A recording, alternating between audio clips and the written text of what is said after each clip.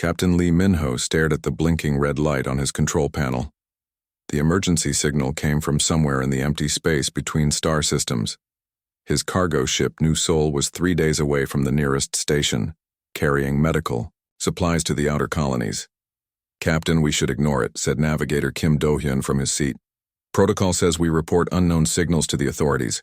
We don't investigate them ourselves." Minho rubbed his tired eyes. He had been flying cargo runs for 15 years. The space between stars was dangerous and full of pirates who used fake distress signals to trap merchant ships. But something about this signal felt different. It was weak and fading, like someone was dying. "How far to the signal source?" Minho asked. 2 hours if we change course now," Do-hyun replied. "But Captain, our cargo is needed on Kepler Station. People are waiting for those medical supplies." Dr. Park Ji-won looked up from her medical scanner in the corner of the bridge. She was the ship's medic, a young woman who had joined the crew 6 months ago. If someone is really in trouble out there, 2 hours could mean the difference between life and death. Minho made his decision. "Change course. We investigate." Do-hyun shook his head but started turning the ship toward the signal. The New Sol was not a warship. It had no weapons except an old mining laser used for clearing space debris. But Minho could not ignore someone who might be dying in the cold emptiness of space. 2 hours later, they found the source of the signal. A strange ship drifted in the darkness, its hull cracked and leaking atmosphere. The ship was unlike anything in human databases.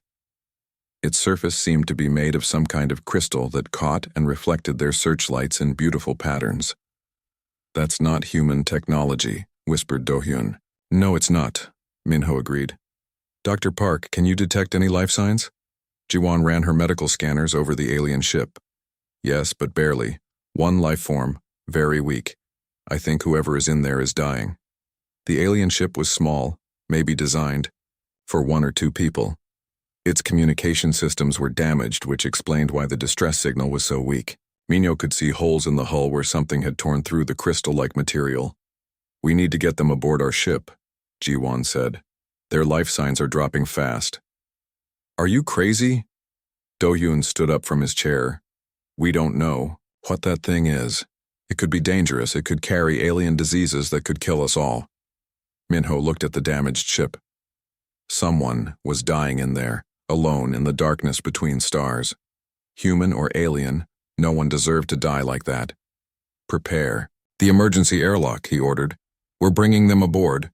It took an hour to carefully move the alien from their damaged ship to the New Sol. The being was unlike anything humans had ever seen. Its body seemed to be made of living crystal, transparent but with a soft inner light that was now very dim. It was beautiful in a strange way, like a sculpture made of colored glass. "The radiation levels are off the charts," Ji-won said as she scanned the alien in the medical bay. "This being has been exposed to deadly radiation. I don't know how it's still alive." The alien was unconscious and barely breathing. Its crystal body had several cracks running through it, and the inner light was fading fast.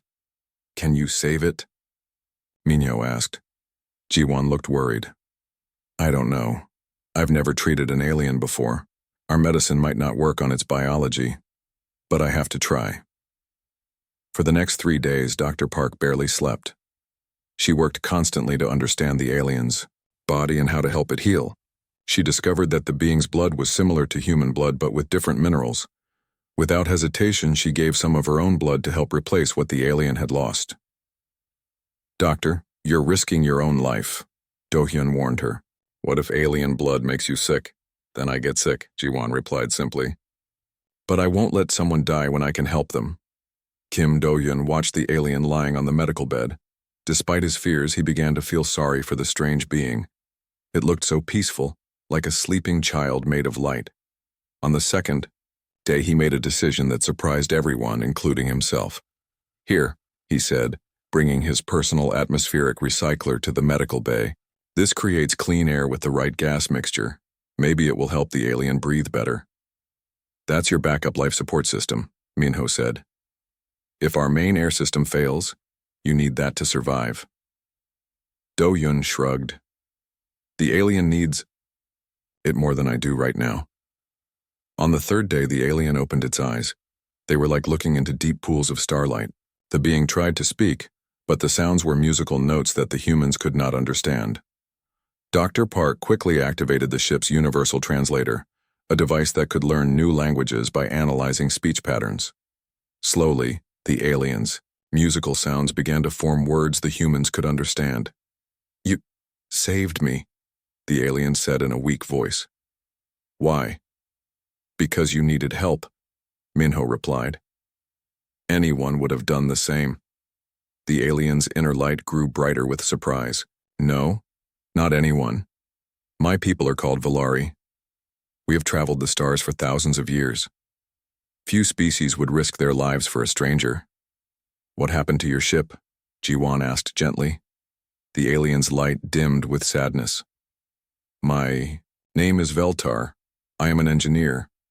My homeworld was destroyed by the Korthan Empire 2 months ago. I was escaping when their patrol ships found me. They damaged my ship and left me to die in space." "Your whole world was destroyed?" Do-hyun asked in shock. "Yes. Billions of my people are dead. The few survivors are scattered across the galaxy, hiding from the Korthans." Veltar looked at each human. "But you saved me without knowing who I was or where I came from. You shared your blood and your life support systems with a complete stranger." The alien slowly sat up on the medical bed. Its crystal body was still cracked, but the inner light was much stronger now. "I must give you something before I leave," Veltar said. From somewhere inside its crystal body, the alien produced a small glowing data core no bigger than a marble. "This contains star charts and information my people have gathered over centuries of travel. Take it as thanks for your kindness." Captain Minho accepted the small crystal device. "You don't need to give us anything. We helped you because it was the right thing to do." Veltar's light pulsed with what might have been alien laughter. "That is exactly why you deserve this gift. Remember this, humans. Kindness travels faster than light between the stars. What you have done here will not be forgotten." 3 hours later, they reached Kepler Station. Veltar was strong enough to leave the ship and find transportation to wherever the surviving Valari were hiding. Before departing, the alien touched each human gently with one crystalline hand. "I will remember Lee Minho, who chose to help a stranger. I will remember Park Jiwon, who shared her blood to save a life.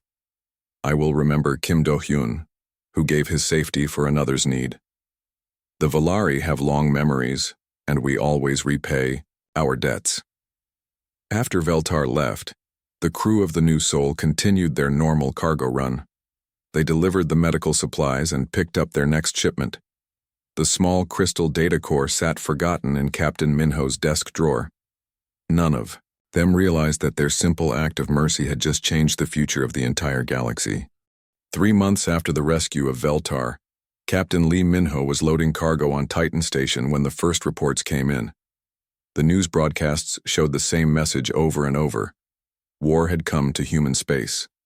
The Korthan Empire had declared war over what they called human interference in galactic trade routes, but everyone knew the real reason. The Korthans wanted human colonies for their resources and human people for slaves.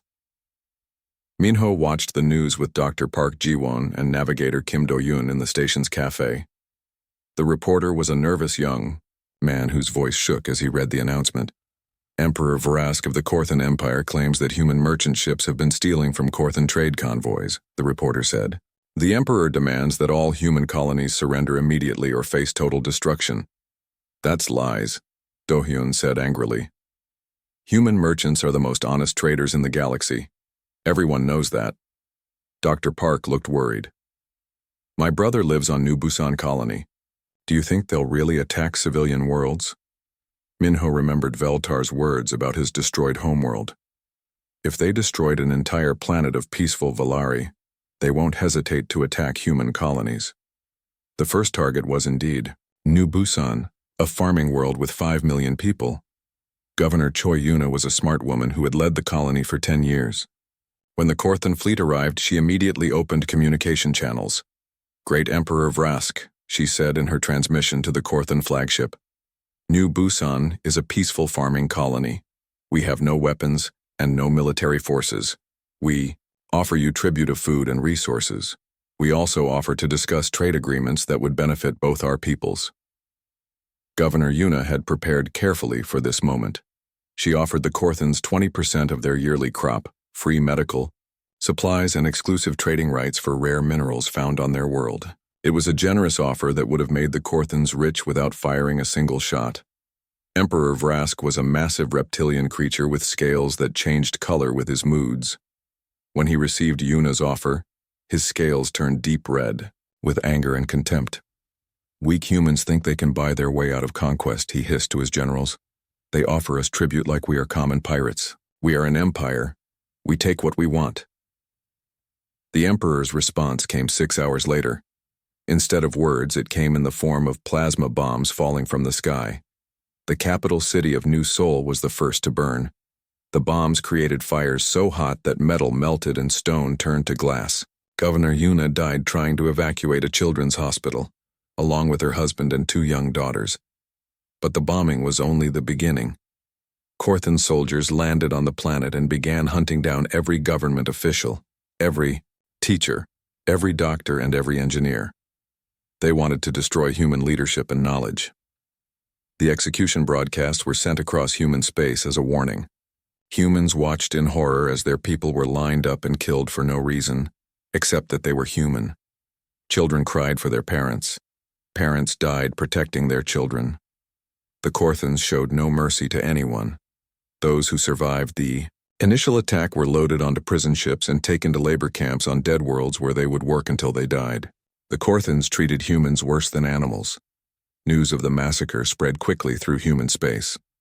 Captain Minho's cargo ship was 3 days away from New Busan when they received the distress signals.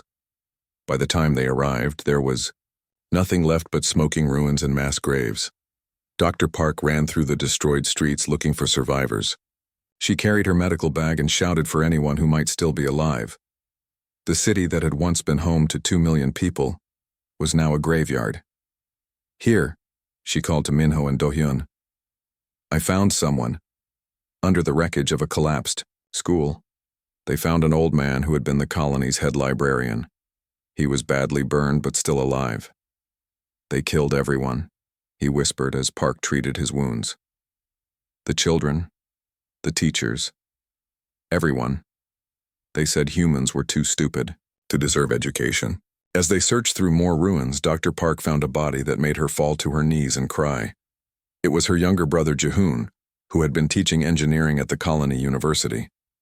He had died trying to protect his students from Korthan soldiers.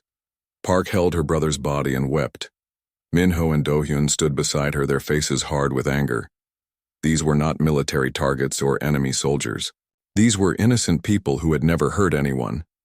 The Korthan commander who led the attack was General Thek, a cruel reptile who enjoyed causing pain. After destroying New Busan, he broadcast a message to every human world. Humans of the galaxy, hear me. General Thek's voice was like grinding metal. Your pathetic colony of New Busan is gone. 5 million of your kind are dead or enslaved. This is what happens to those who resist the Korthan Empire. The general's image appeared on screens across human space. He stood in the ruins of New Busan's capital, surrounded by the bodies of human civilians. You have one choice, Thek continued. Surrender completely. Give us your worlds, your resources, and your people. Become our slaves willingly, and some of you may be allowed to live. Resist us and we will do to every human world what we did here. To prove his point, General Thek ordered the destruction of New Jeju, an agricultural world that fed 12 other human colonies. The Korthans used biological weapons that poisoned the soil and killed every plant on the planet. 8 million humans died when their food sources turned to poison. The attack on New Jeju was particularly cruel because the colonists there had already sent messages of surrender. They had agreed to all Korthan demands. But Emperor Vrask wanted to send a message that surrender would not save human lives. Captain Minho watched the reports from New Jeju with his crew. The images showed farms that had fed millions of people, now turned into wastelands. Entire families had died in their homes when the poisoned air reached them. They're not just conquering us, Do-hyun said quietly. They're trying to destroy us completely. Dr. Park looked up from the medical supplies she was organizing. Her eyes were red from crying for her brother, but now they burned with something else. They made a mistake, she said in a voice harder than steel. They think we're weak because we tried to help instead of hurt. They think kindness means we won't fight back. Across human space, the same realization was growing. In government offices, in military bases, in farms and factories, humans were coming to understand that the Korthans had not come to conquer. They had come to exterminate. The Korthan Empire had fought many wars against many species. They had always won because their enemies feared them. Fear made people surrender quickly to avoid destruction, but the Korthans had never fought humans before. They did not understand that humans had a different reaction to cruelty than other species. Where other aliens felt fear, humans felt rage. Where other species saw hopeless odds, humans saw a challenge. Where other civilizations chose to surrender and hope for mercy, humans chose to fight back with everything they had. In military headquarters on Earth, Fleet Admiral Song Hyunwoo looked at the reports from the destroyed colonies. 12 human worlds had fallen in just 3 weeks. The small human defense fleet had been overwhelmed by superior Korthan numbers and technology. "Sir, the Korthan fleet has over 3,000 warships," his aide reported. "We have less than 200 combat vessels total. Maybe we should consider negotiating." Admiral Song looked at the images of dead human children on his screen. He thought of Governor Yuna dying to save hospital patients. He thought of teachers murdered for the crime of educating young minds. "No," he said firmly. "Send a message to every human world, every human ship, every human settlement in the galaxy. Tell them that the Korthan Empire has chosen to be our enemy. Tell them that we choose to be their nightmare." The Admiral's message spread across human space faster than light itself. On farming worlds, people began converting tractors into weapons. In asteroid mines, workers started building bombs. Instead of digging ore, even children collected scrap metal for the war effort. The Korthans had made a critical error. They thought humans were just another weak species to be easily conquered. They had no idea that they had just awakened something that would haunt their empire until its final day. The war for human survival was about to begin. The news of the Korthan massacres spread through human space like fire through dry grass. What started as shock and grief quickly turned into something much more dangerous. Humans across the galaxy began to move with a purpose that frightened even their alien friends. On the farming world of New Terra, Kang Mirai stood in her wheat fields and watched the news reports. She had worked for 20 years to build the largest farm on the planet. Her crops fed 500,000 people across 3 star systems. Without hesitation, she donated her entire harvest to the war effort. When her neighbors asked if she was sure, Mirai pointed at the images of dead children on New Busan. "Those monsters killed babies," she said simply. "My wheat can wait. Our people cannot." Across human space, the same scene repeated millions of times. Industrialist Yu Taijun owned factories that made farming equipment and household goods. Within a week, every one of his factories had been converted to produce weapons and warship parts.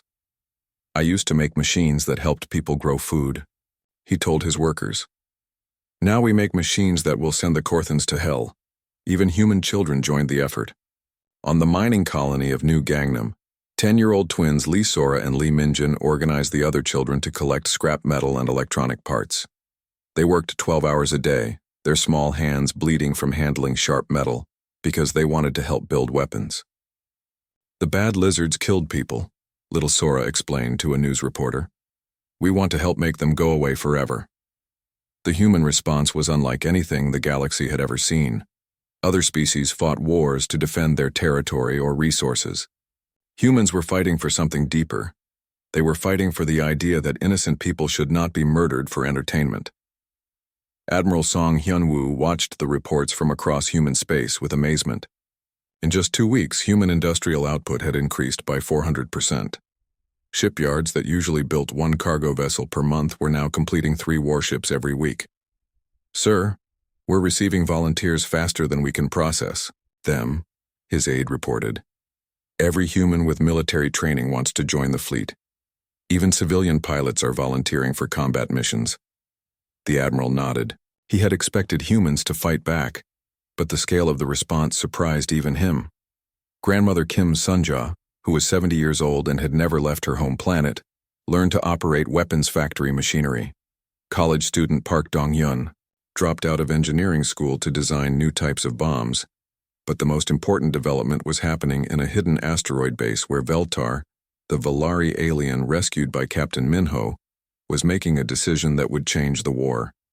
Veltar had found the other surviving Valari scattered across dozens of asteroid fields and abandoned space stations. There were only 50,000 of them left from a population that had once numbered in the billions.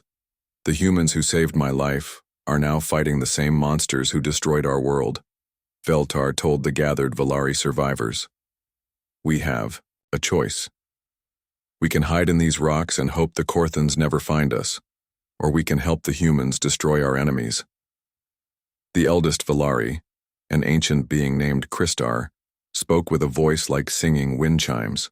The humans saved one of us expecting nothing in return. But helping them fight would mean revealing ourselves to the galaxy again. The Korthans would hunt us down. Veltar held up the data core that Captain Minho had returned to him. For 40 years, we have been mapping every secret base, every hidden fleet, every weakness in the Korthan Empire. We gathered this information hoping someday we could get revenge for our dead world. He paused, his crystal body glowing brighter with emotion. That day has come. The humans are not just fighting for themselves, they are fighting for every species the Korthans have hurt. The decision was made. Veltar began broadcasting on frequencies that only the human military could receive. The information he shared was incredible. Secret Korthan bases that were supposed to be completely hidden. Supply depots that the Empire thought no one could find. Even the personal codes that Korthan commanders used to communicate with each other. The first human strike came 3 days later. A Korthan supply base in the Kepler system simply vanished in a flash of nuclear fire. The base was supposed to be secret. No one outside the Korthan military was supposed to know it existed. General Thek received the news while planning his next attack on human colonies. How did they find Base 7? He roared at his intelligence officers. That base has been hidden for 15 years. Before anyone could answer, more reports came in.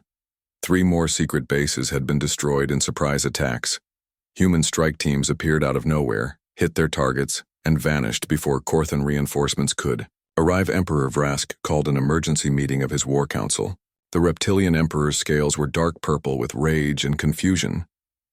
Explain to me how these weak humans found 4 of our most secret bases, he hissed at his generals. We don't know, Your Majesty, General Thek admitted. Our security was perfect.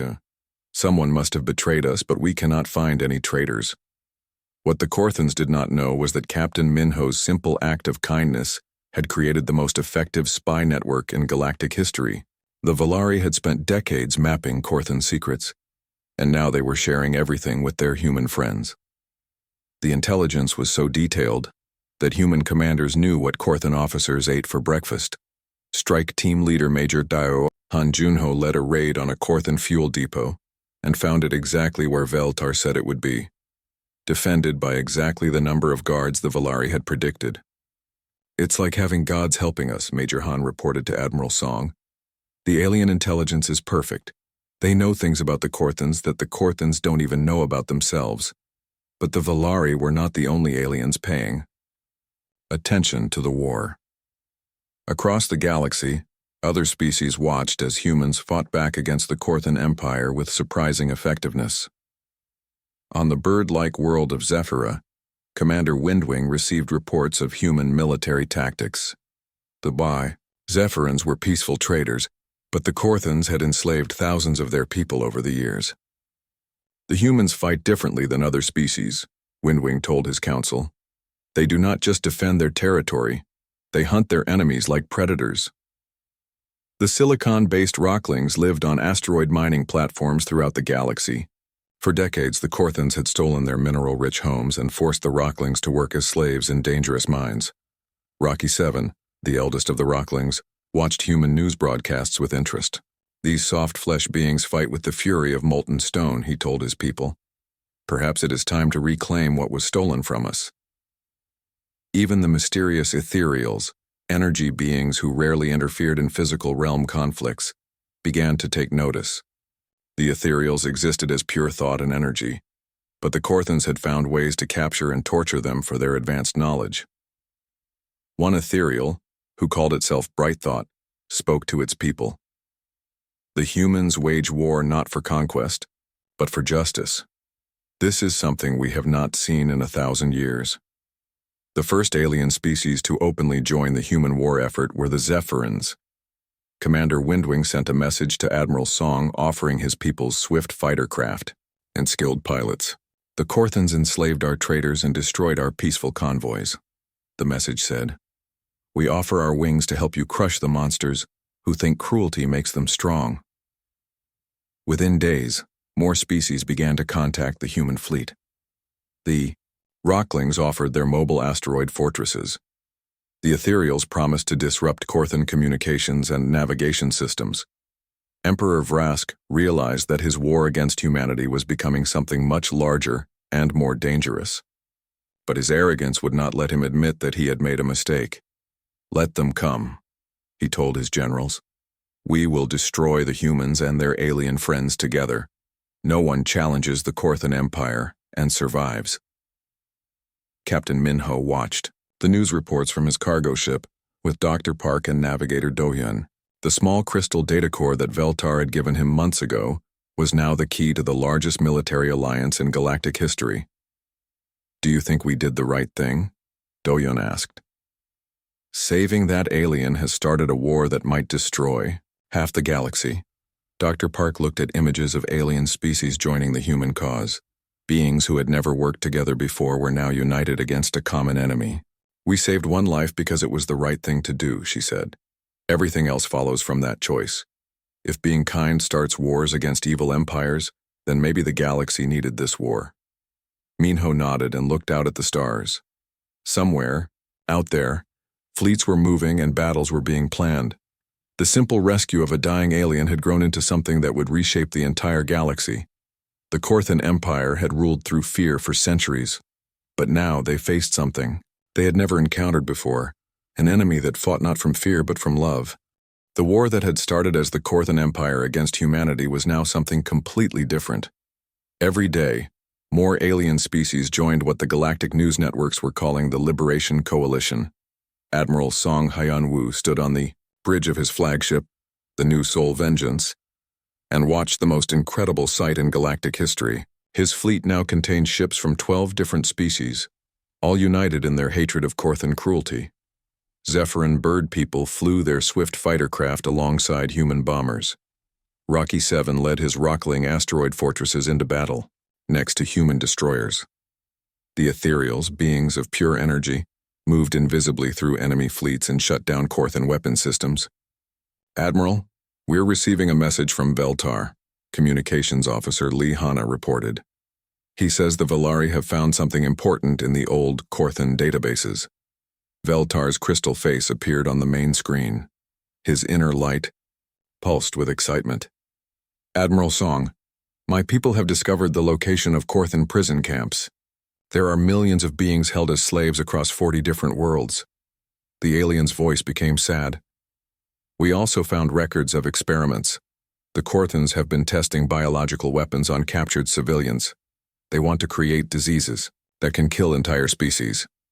Dr. Park, who was now serving as the fleet's chief medical officer, stepped forward. "We have to rescue those prisoners. No one should suffer in Korthan camps." "It won't be easy," Admiral Song replied. "The prison worlds are heavily defended. We'd need to split our forces to hit multiple targets." Captain Minho, who now commanded a squadron of converted cargo ships, volunteered immediately. "My ships are fast and can carry lots of people. We can handle the evacuation if you can clear the defenses." The rescue mission began 3 days later. Captain Minho led 12 ships toward the prison world of Kortha 5, where intelligence reports said 50,000 prisoners were being held in terrible conditions. Dr. Park insisted on joining the mission, even though it was dangerous.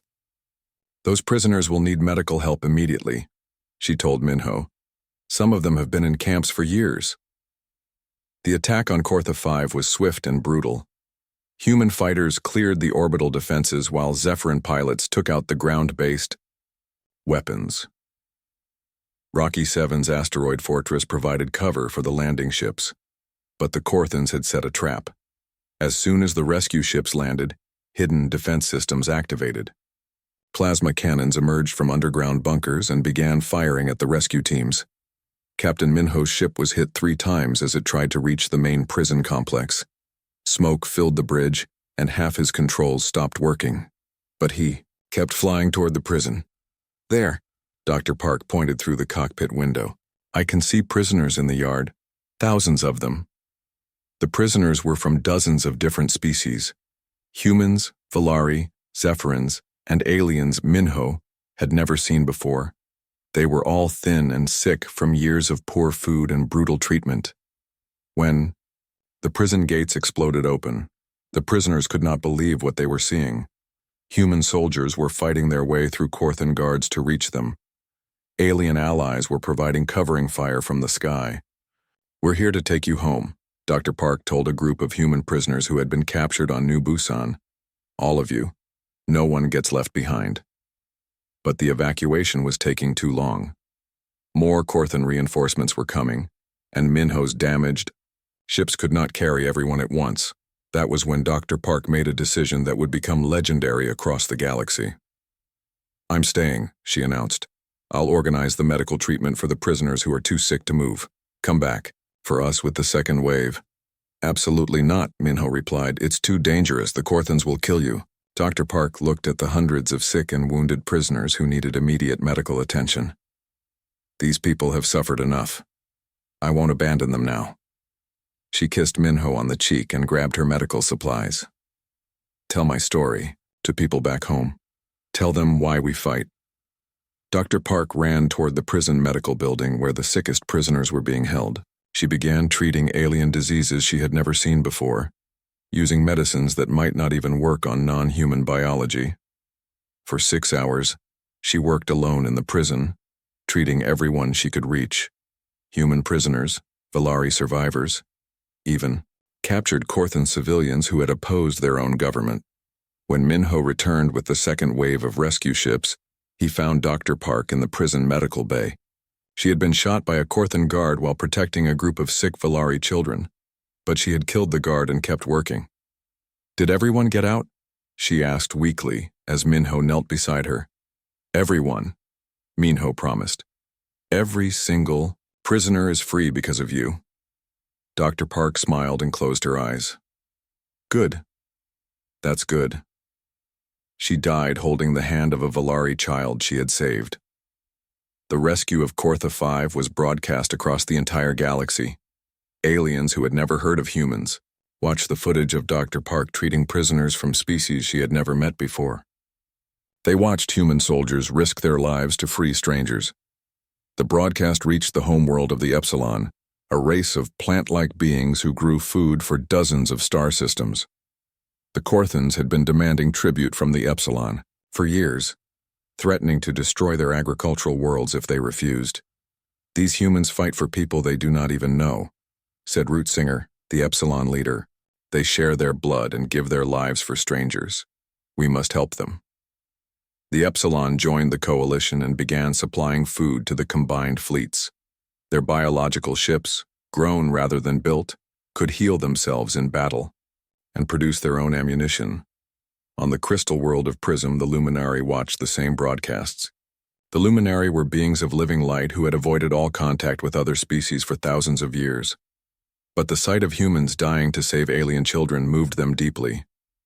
Their light burns as bright as our own, said the Luminari Council.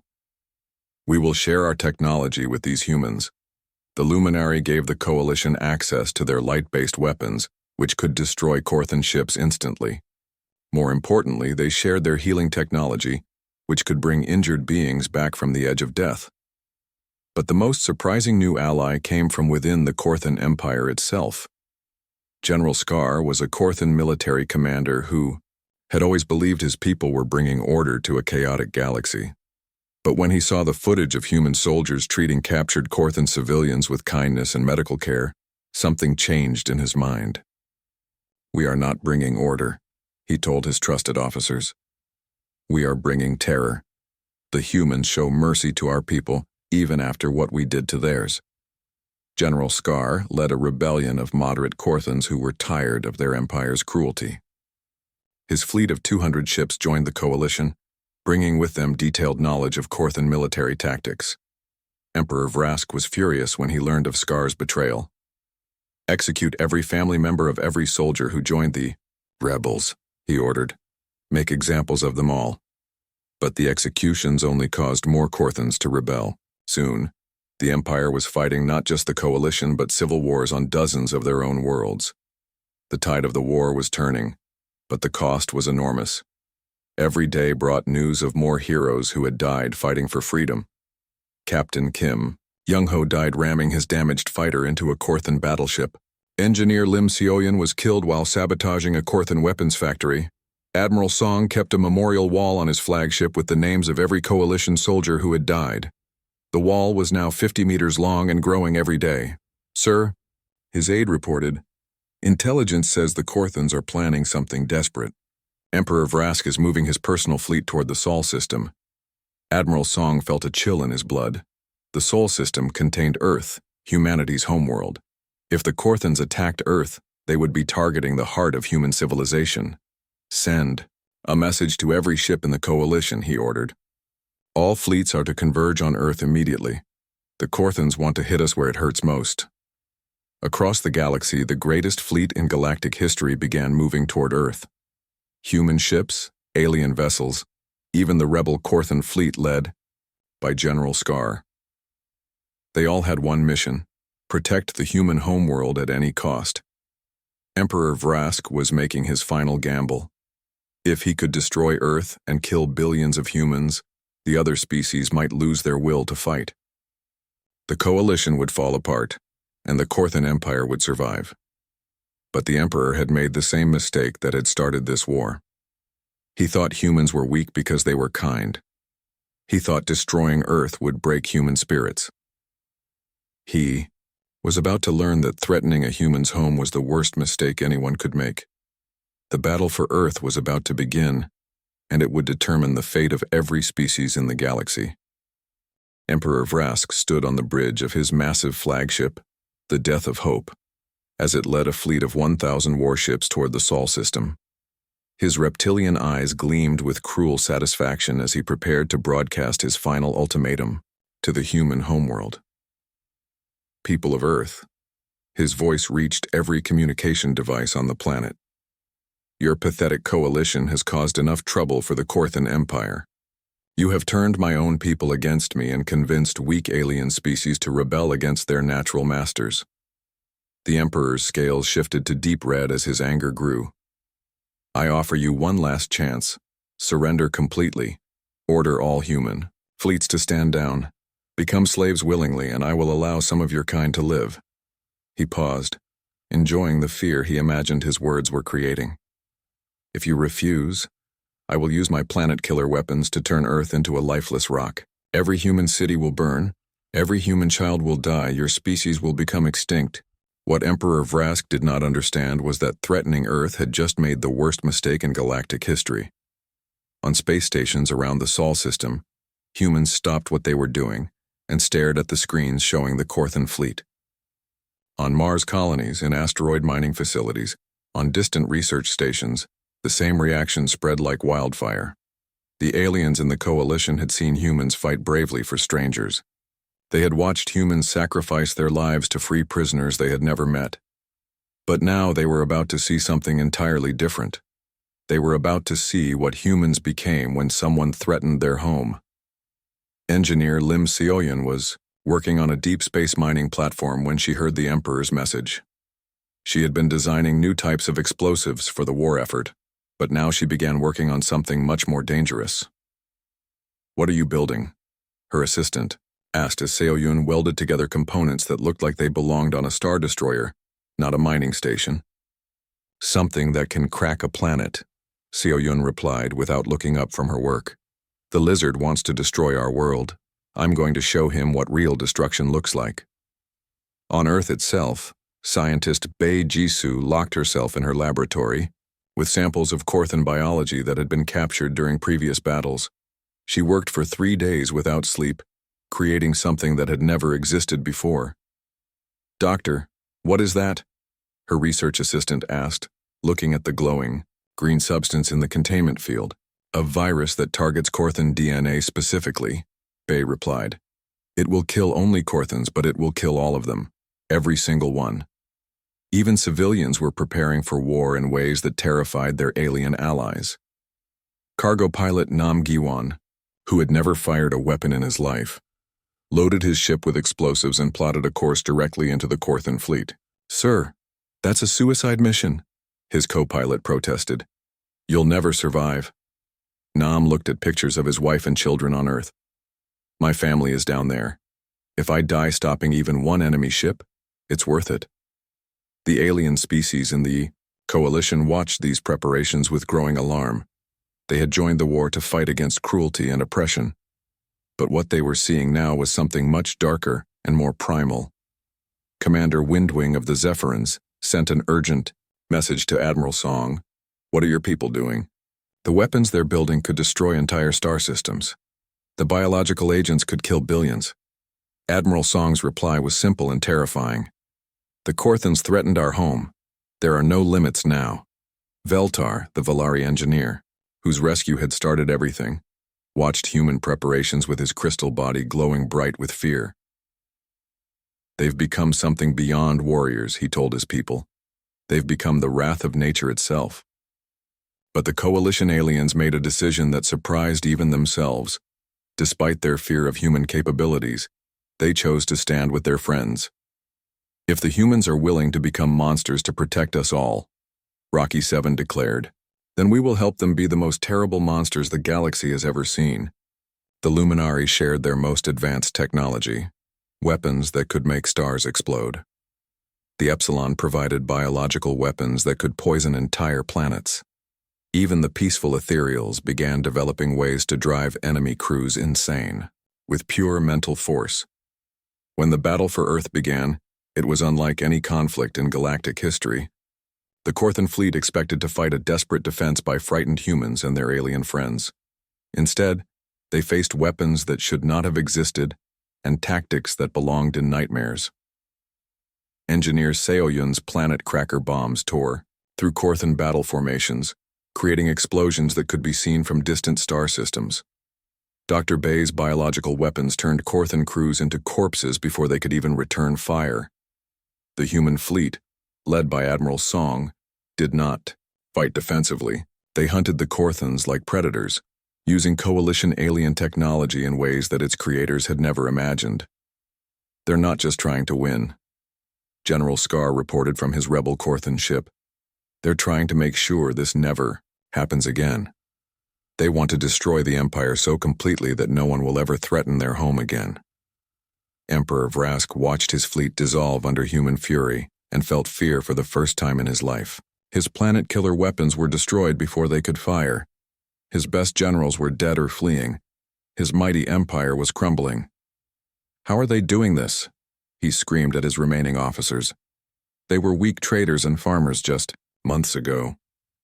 "Your Majesty," his science advisor said quietly, "I think we misunderstood what humans are. They're not weak because they're kind. Their kindness makes them stronger than us." "Impossible," Vrask hissed. "Cruelty is strength. Fear is power." "No, Your Majesty. We rule through fear, but fear makes people surrender quickly to avoid pain. Humans don't surrender. When you hurt them, they become more dangerous. When you threaten what they love, they become unstoppable." The final assault on the Korthan flagship came from an unexpected source. Captain Minho, still flying his old cargo ship, had loaded it with every explosive device his crew could find. "This is for Dr. Park," he said as he rammed his ship directly into the Death of Hope's bridge. The explosion tore the massive Korthan flagship in half. Emperor Vrask died instantly, along with his entire command staff. The remaining Korthan ships surrendered or fled, but the humans were not finished. Fleet after fleet of coalition ships, led by human commanders who had lost everything to Korthan cruelty, began hunting down every Korthan military base in the galaxy. They showed no mercy and accepted no surrenders from commanders who had committed atrocities. The Korthan Empire, which had ruled through fear for centuries, collapsed in just 6 months.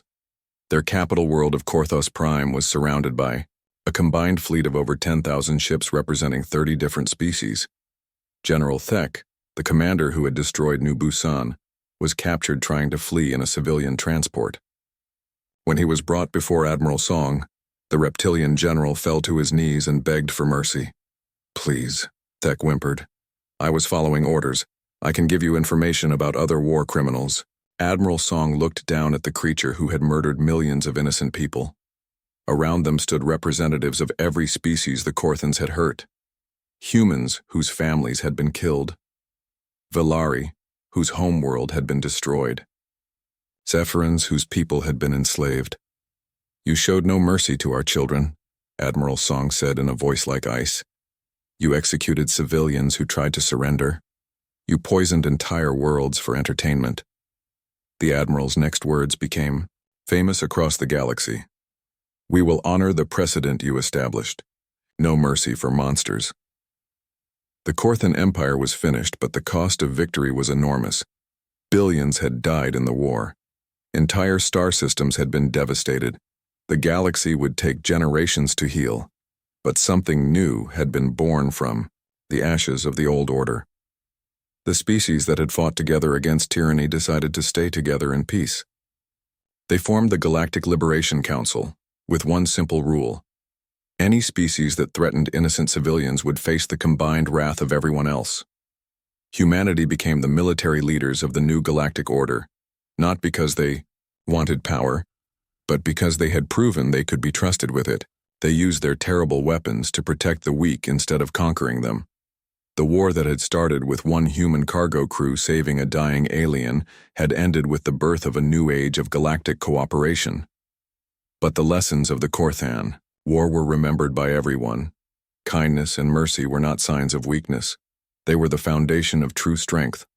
And those who chose to be monsters would always find that there were beings in the galaxy who could be far more monstrous in return. 5 years after the fall of the Korthan Empire, Captain Lee Minho stood in a place he had never expected to see. He was in a classroom on the rebuilt world of New Velari, teaching young cadets from 12 different species about the principles of galactic defense. The old cargo captain was now Admiral Minho, head of the Galactic Defense Academy. His hair had turned gray during the war, and he walked with a slight limp from his injuries during the final battle. But his eyes still held the same kindness that had led him to rescue a dying alien years ago. "Can anyone tell me why we study the Korthan War?" he asked his mixed class of human Velari, Zephyrin, and other alien students. A young human cadet named Li Jinwu raised his hand. "To learn military tactics, sir?"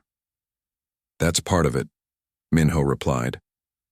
"But the real reason is to remember that small acts of kindness can change the entire galaxy." He held up a crystal data core, the same one that Veltar had given him years ago. This simple gift from a grateful alien became the intelligence network that defeated the most powerful empire in galactic history. The rebuilt world of New Velari was beautiful beyond imagination. Crystal cities grew from the ground like living sculptures, and the air itself seemed to sing with harmonic frequencies. But the most beautiful thing about the planet was that it existed at all. The Velari had thought their species was finished when their original homeworld was destroyed. Now they had a new home, built with help from dozens of allied species. The crystal spires were grown using Velari techniques, but human engineering made them stronger. Zephyrin architects designed the flowing shapes, while Epsilon biological systems cleaned the air and water. Veltar, now serving as the Velari ambassador to the Galactic Liberation Council, often visited Minho's classes. His crystal body had grown larger over the years, and his inner light burned brighter than ever.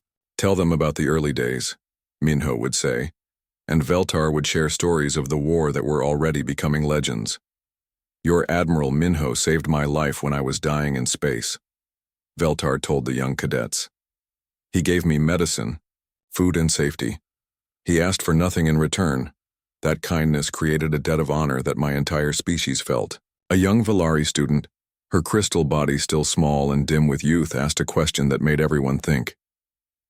Ambassador, what if the humans had not saved you? What would have happened? Veltar's light pulsed with sadness. The Korthan Empire would still exist, billions of beings would still be slaves, your human friends would probably all be dead. The student's light brightened with understanding. So one act of kindness saved the entire galaxy? Yes, Veltar replied. That is the power of doing the right thing, even when no one is watching. The classroom overlooked the memorial garden, where monuments honored everyone who had died in the war. The largest monument was dedicated to Dr. Park Ji-won, whose sacrifice during the prison rescue had inspired aliens across the galaxy to join the human cause. Her monument was made of living crystal that grew a little taller each year. Carved into its base were her final words: "Everyone gets out. No one gets left behind." Thousands of beings visited the memorial every day. Former prisoners brought flowers grown on worlds that were free because of her sacrifice. Children of allied species learned her story as an example of true heroism. But the memorial that made Minho cry every time he saw it was smaller and simpler. It was dedicated to navigator Kim Do-hyun, who had died in the final battle for Korthos Prime. The monument was just a simple stone with an inscription: "He gave his safety so others could breathe." Do-hyun had volunteered his personal atmospheric recycler to help Veltar recover, just as he had done on that first day. During the war's end, he had done the same thing on a much larger scale, sacrificing his ship's life support to rescue survivors from a destroyed Korthan civilian transport. "Even enemy civilians deserve to live," Do-hyun had said as he died. "That's what makes us different from them." The trials of Korthan war criminals had lasted 3 years. The proceedings were broadcast across the galaxy, not for entertainment but for education. Every species needed to see that justice could be done without becoming the same monsters they had fought. Former Emperor Vrask's trial had been the most watched event in galactic history. The evidence against him filled databases with accounts of genocide, slavery, torture, and biological warfare. Representatives of 47 different species testified about Korthan atrocities. But the most powerful testimony came from unexpected sources. General Scar, the Korthan rebel who had joined the coalition, testified about the Empire's internal culture of cruelty. "We were taught that causing pain made us strong," he said in his deep reptilian voice. "We believed that mercy was weakness, and that fear was the only way to maintain order. The humans showed us a different way." "How so?" asked Chief Justice Lee Suman, a human who led the Galactic Court. "They were stronger than us because they fought for love, not hate," Scar replied. "They were more feared than us because they protected the innocent instead of hunting them. Everything we thought we knew about power was wrong." The sentences for Korthan war criminals were severe but fair. Those who had committed genocide faced execution. Those who had enslaved people faced lifetime labor helping to rebuild the worlds they had destroyed. Even lower-ranking soldiers who had participated in atrocities faced decades of community service. But the court also showed mercy to Korthans who had tried to limit the damage or who had eventually rebelled against their empire. General Scar became the first Korthan to serve in the Galactic Defense Force, leading integration programs to help his people learn peaceful ways of living. The surviving Korthan worlds were placed under coalition oversight for 50 years. Human administrators worked alongside reformed Korthan leaders to rebuild their society from the ground up. Schools that had once taught conquest and cruelty now taught cooperation and compassion. Young Korthans learned about other species not as enemies to be enslaved, but as neighbors to be helped. The change was slow and difficult, but it was happening. Commander Thek, the general who had destroyed New Busan, was executed by lethal injection. His final words were broadcast across the galaxy. "I die knowing that the empire I served was evil. I hope my death brings some peace to those I hurt." The execution was witnessed by survivors from New Busan, including elderly librarian Park Soon-ho, who had been found in the ruins years ago. After watching Thek die, the old man made a statement that became famous throughout human space. "Justice is not revenge," Park said. Justice is making sure this never happens again. Today we close the book on the old galaxy and begin writing a new one. The new galactic order was based on principles that would have seemed impossible during the Korthon era.